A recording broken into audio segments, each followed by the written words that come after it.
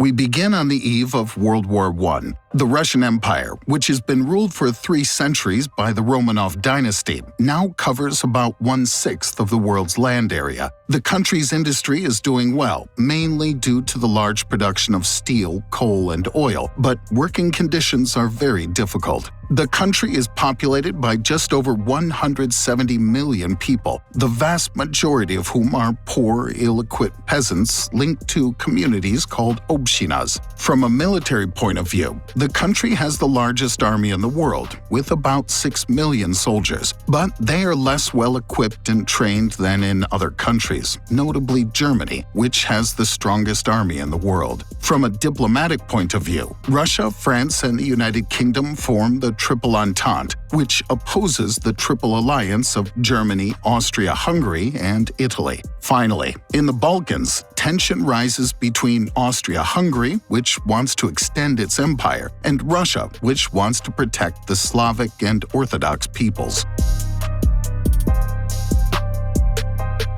On June 28, 1914, in Sarajevo, the heir to the Austrian throne and his wife are assassinated by a Bosnian Serb nationalist. In retaliation, Austria-Hungary, supported by Germany, declares war on Serbia. Russia, allied with Serbia, decrees a general mobilization, and within days, the First World War breaks out.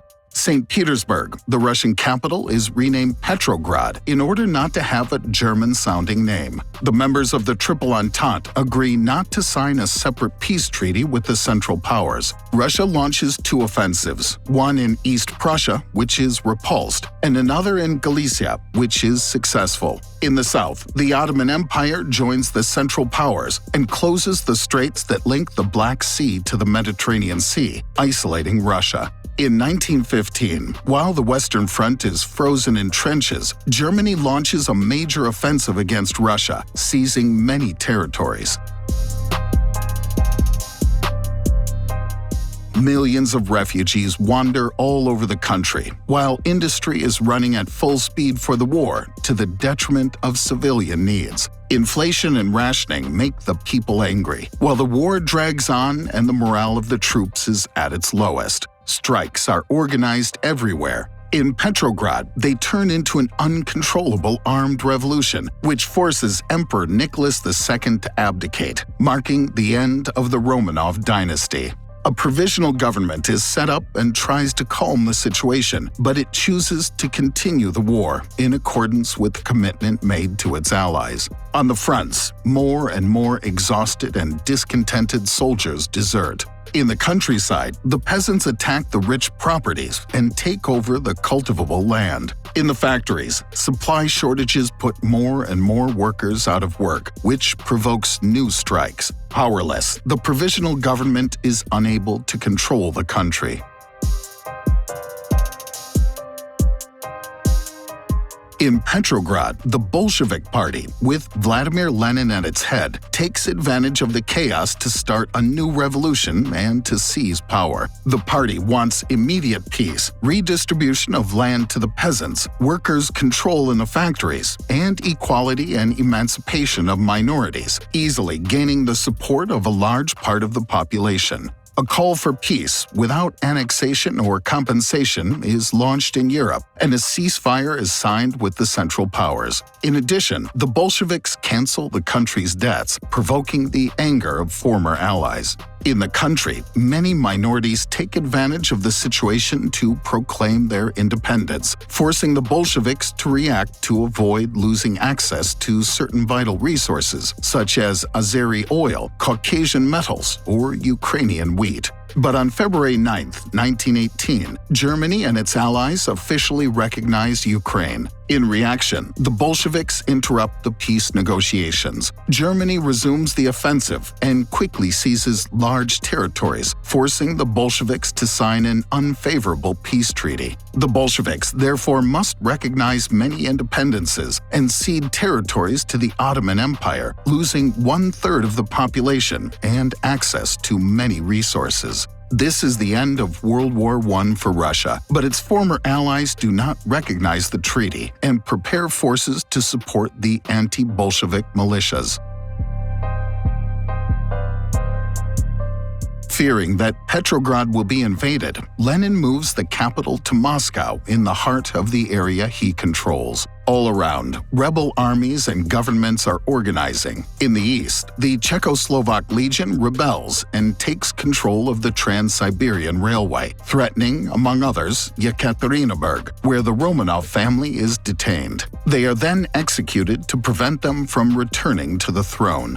In the south, the Volunteer Army, reinforced by Cossacks, control the North Caucasus region. In Europe, World War I ends with the defeat of the Central Powers. The Bolsheviks immediately annul the treaty signed with the Central Powers, and their armies enter the lost territories. On the other side, France, the United Kingdom, the United States, and Japan, among others, strengthen their support for the rebel armies, called the White Armies, while the Bolshevik Red Army is reorganized and strengthened by the Commissar of Military and Naval Affairs, Leon Trotsky. Lenin now dreams of exporting the Bolshevik Revolution to the whole of Europe, passing through Poland, provoking a war. Further north, a third White Army is threatening Petrograd. In the countryside, peasants are forming green armies that fight on the one hand against the Bolsheviks, who requisition crops by force, and on the other hand against the White Armies, whose leaders want to restore the old system and give back the cultivable lands to the rich owners. Finally, independence militias are organized throughout the country, which is completely fractured. The Red Army gradually gains the upper hand, but is in trouble with the Poles, who seize Kiev. A counterattack pushes them back to the gates of Warsaw, where the Red Army is defeated and pushed back in turn. After negotiations, peace is signed, and a new border is fixed between the two powers, with Poland obtaining the recognition of a large territory. After defeating the last rebel pockets, on December 30th, 1922, the Union of Soviet Socialist Republics, or the USSR, is proclaimed, bringing together 4 republics. After 8 years of war, the country is devastated. 8% of the pre-war population has died, while 7 million orphans roam the streets. Internationally, the Soviet Union finds itself isolated. Only Germany, also isolated, makes a rapprochement. The USSR secretly offers Germany to rearm on its territory, which goes against the Treaty of Versailles. In January 1924, Lenin dies. In a few years, Joseph Stalin dismisses his main competitor Trotsky and puts in place his policies. To revive the country's economy, he plans to massively develop industry. To finance this project, Stalin relies on increasing agricultural production by collectivizing agriculture. The kulaks, that is, the peasant owners, are expropriated and sent to work camps, or are forced to join communities called kolkhozes or sovkhozes. Resistance is organized and repression intensified. Many families flee the countryside and move to the cities. The forced labor camps fill up quickly, and an administration called Gulag is set up to manage them. Prisoners have to build railroads, canals, or cities in remote and hostile areas in order to exploit resources such as coal or metals. In the countryside, after a bad harvest in 1931, Stalin accuses the peasants of deliberately sabotaging his objectives. He then confiscates all the crops, condemning millions of peasants to starvation in Ukraine, the North Caucasus, and Kazakhstan. On the western side, the Wall Street crash of 1929 provoked a severe world economic crisis. Germany is hit hard, which favors parties of the extreme. Hitler comes to power and quickly attacks the country's communists, which leads to tensions with the USSR. Completely isolated, the Soviet Union tries a moderate rapprochement with the Western powers. In 1934, it's admitted to the League of Nations. The same year, in Leningrad, Sergei Kirov, an important member of the party, is assassinated. In retaliation, Stalin organizes a violent repression against all those suspected of being political opponents. Over 2 years, around 700,000 people, mostly from minority groups, are sentenced to death. Internationally, Germany and Japan form an anti-communist alliance. The Soviet Union feels more and more in danger, fearing to be caught between two fronts, especially since the League of Nations seems to be useless when managing a conflict. The USSR has to choose its side between Germany and its allies and the Western powers, which seem powerless to counter the rise of Germany.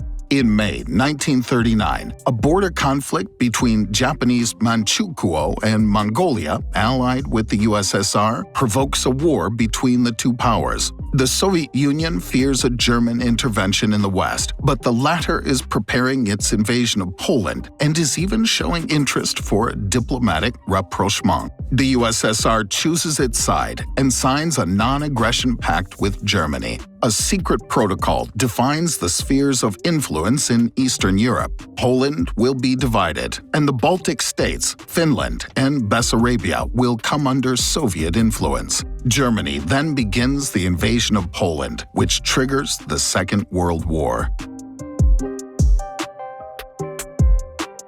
After its victory against Japan, the USSR joins the German offensive and takes over eastern Poland. The Soviet Union then wants to negotiate a change of borders with Finland in order to repel any threat to Leningrad. But Finland refuses, and the war begins. Despite their clear numerical superiority, the Red Army, badly prepared and less well-equipped against the cold, struggles to impose itself. Finally, the USSR wins, and the border is pushed back. But the war was a fiasco for the Red Army, which did not go unnoticed by Hitler. The USSR then seizes the Baltic states and Bessarabia after political and diplomatic pressure. For its part, Germany subjugated almost all of Europe, with only the United Kingdom still resisting. Spies warned Stalin of an imminent German attack, but he underestimates the threat. On June 22, 1941, Germany and its allies launched the largest military offensive in history against the USSR, with three main objectives: Leningrad in the north, Moscow in the center, and the resources of Ukraine and the Caucasus in the south. Finland takes the opportunity to join the offensive in order to recover its lost territories. Taken by surprise, the Red Army is totally overwhelmed. Hundreds of thousands of soldiers are taken prisoner, condemned to starve to death in camps. Behind the front line, German mobile militias massacred Jews and Bolsheviks. Step by step, the Soviet Union organizes itself and moves its factories and pieces and a large part of its population to the east, applying a scorched earth policy to leave no resources to the Germans. The armies are reorganized, and deserters and defeatists are executed. Stalin organizes the country's resistance in the name of patriotism. The entire population is involved in the war effort and has to work day and night to speed up military production. Internationally, the Soviet Union becomes a de facto ally and receives support from the United Kingdom and the United States. The German armies reach and besiege Leningrad and come dangerously close to Moscow. But the Soviet armies, reinforced by troops coming from the east, where a non-aggression pact had been signed with Japan, counterattack while a harsh winter is falling, which puts the Germans, who are less well-equipped, at risk. The front line is pushed back and then stabilized.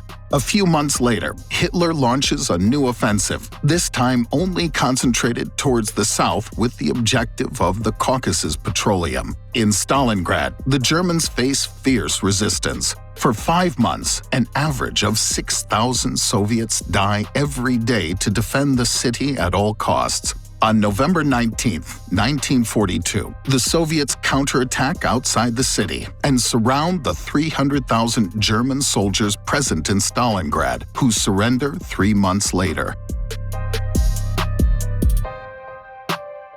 As Soviet military industry now outstrips German production, the situation becomes critical for Hitler, who attempts a new offensive at Kursk. The biggest tank battle in history takes place there. The Soviets win and take the initiative. This time, nothing seems to be able to stop them. Stalin then meets for the first time his allies, Churchill for the United Kingdom and Roosevelt for the United States. He obtains the opening of a second front in the West with a military landing in France. He also obtains and plans to keep the Polish territories he conquered, moving the country more towards the west to the detriment of Germany, which would be divided and shared. In exchange, Stalin commits to attacking Japan after the German defeat. The following year, Leningrad is liberated after a siege of 872 days that was fatal for more than 1 million civilians. In the West, the Allies land in Normandy. At the same time, the Soviets launch a huge offensive that allows them to conquer Eastern Europe and reach Berlin. A month later, Germany surrenders. The victors meet in Potsdam to implement the agreements made earlier. The USSR then turns to Japan. After the 2 atomic bombs dropped by the United States on Hiroshima and Nagasaki, the Soviet armies quickly seize Manchuria, South Sakhalin, and the Kuril Islands, accelerating Japan's capitulation.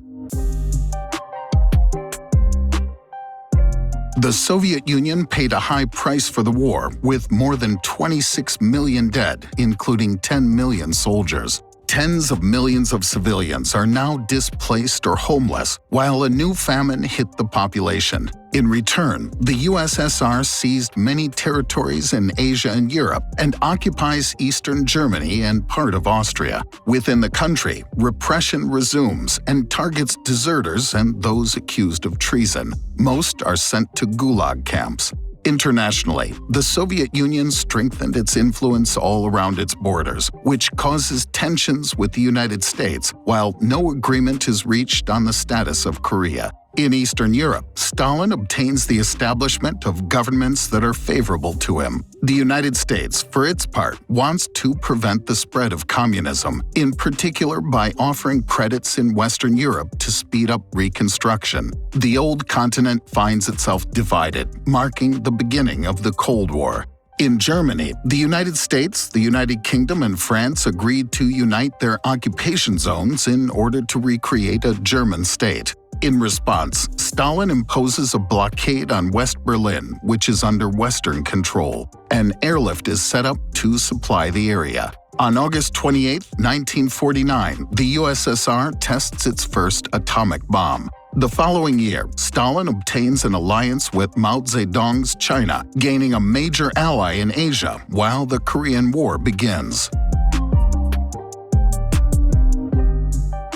In 1953, Stalin dies without having prepared a successor. Nikita Khrushchev gradually imposes himself and implements a policy of appeasement. More than 1 million prisoners are released. To reduce the pressure on peasants while increasing production, Khrushchev organizes the development of agriculture on the steppes of Kazakhstan, in the Urals, and in Siberia. Finally, he accelerates the construction of apartment buildings throughout the country to facilitate access to property. In Europe, while West Germany joins NATO, the Soviet Union responds by creating the Warsaw Pact, a military alliance between the countries of Eastern Europe. Internationally, as more and more European colonies gain their independence, Khrushchev takes advantage of the situation to get diplomatically closer to new states, notably Egypt and Syria, to whom he supplies arms. Finally, Khrushchev tries to ease tension with Tito's Yugoslavia, which had broken off diplomatic relations with Stalin. In 1956, Khrushchev unveils a secret report denouncing Stalin's excesses, these excesses being one of the reasons behind an anti-communist revolt in Poland. The Polish army puts down the revolt, and a moderate government is installed. In Hungary, too, an anti-communist revolt breaks out. This time, Khrushchev decides to intervene and sends his tanks to crush the revolt. At the same time, Egypt is attacked by Israel, France, and the United Kingdom for control of the Suez Canal. The USSR threatens to retaliate with nuclear weapons. The United States then intervenes and obtains an end to the offensive.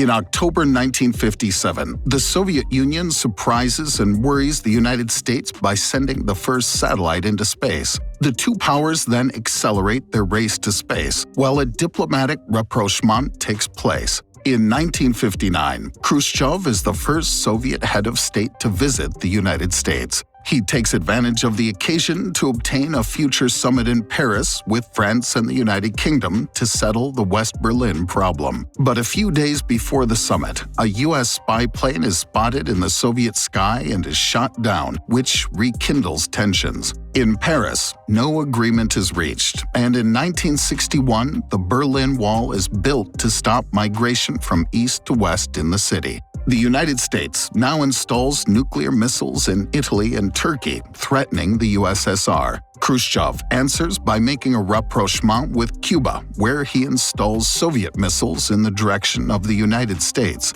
Tension reaches its peak, and the world is preparing for a new world war. But neither the USSR nor the United States want a nuclear war. An agreement is finally reached, and the Soviet Union withdraws in exchange for the United States promising not to invade Cuba and to remove their missiles in Turkey and Italy. The two powers then begin a policy of détente, which does not go down well with the Soviets' Chinese ally, which distances itself from the USSR. On October 14, 1964, Khrushchev is removed from office, officially for his advanced age. Leonid Brezhnev takes over and tries to re-establish the alliance with China, but fails. In 1968, in Czechoslovakia, the new government starts liberalization reforms, which is perceived as a threat by the Soviets. Brezhnev then decides to invade the country, together with 3 other members of the Warsaw Pact. He then puts in place a more favorable government to him. In the following years, Brezhnev continues to invest heavily in armaments to the detriment of the country's economy, while agricultural and industrial production stagnate. The Soviet Union develops new and more powerful nuclear missiles that threaten Western Europe. NATO reacts by deploying new missiles in 5 European countries. In 1979, in Afghanistan, the pro-Soviet government is taken down by revolts. The Soviet Union intervenes militarily, but its armies are quickly stuck in an expensive and unpopular war. Tensions rise internationally, and in 1980, many countries boycott the Olympic Games held in Moscow. 2 years later, Brezhnev dies, leaving behind a country in bad shape. In 1985, Mikhail Gorbachev comes to power. He begins economic and social reforms to modernize the country and establish a policy of openness and transparency. But the following year, the Chernobyl nuclear disaster puts him in even more difficulty financially and diplomatically. Internationally, he reopens contact with the United States and obtains an agreement to considerably reduce the nuclear arsenals of both powers. In 1988, Gorbachev decides to withdraw his troops from Afghanistan. While his policy of appeasement succeeds internationally, within the country, despite the reforms, the economic situation remains catastrophic, and the new policies facilitate demonstrations and strikes throughout the country. Revolts also occur in Eastern Europe, where communist regimes fall one by one. Within the USSR, Lithuania proclaims its independence and is quickly followed by the other republics. On July 1, 1991, the Warsaw Pact is dissolved. Gorbachev, who no longer has any control, narrowly escapes a coup d'etat. On December 25, 1991, he resigns, which marks the end of the USSR.